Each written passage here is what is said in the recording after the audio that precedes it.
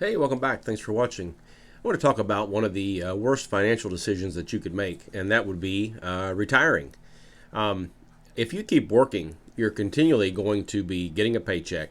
You're going to continually be putting into your portfolio, whether it's your 401k or 403b or IRA, however that's all set up.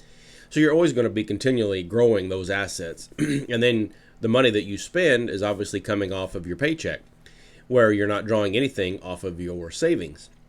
And so the worst thing you can do financially, as far as that goes, is to quit working.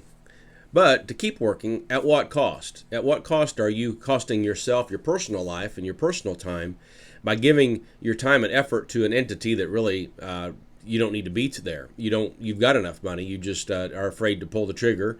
You're afraid to take that next step, that leap of faith, so to speak, and retire. That's why I think that it's important to do pre-retirement planning and begin to retire the planning earlier, so that you are able to pull the trigger and jump into that leap of faith without much worry. I think a lot of people have a random number in the back of their head that they can't retire until they reach that milestone. And then I think sometimes they even reach that milestone and they're still afraid to retire.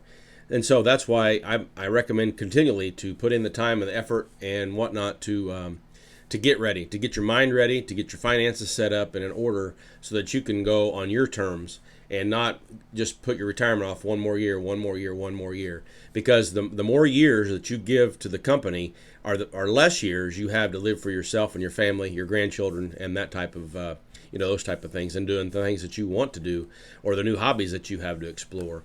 And so it's just this mindset, and that's really what retirement is. It's a mindset. But I think you get in the mindset by early planning and consistent planning and on purpose planning, so that when the time comes, you can retire in confidence and not have to worry about what's going to happen. That you've put in the time and the effort. And the fact is, I'm done working and I'm going to start living on my assets and what I've acquired.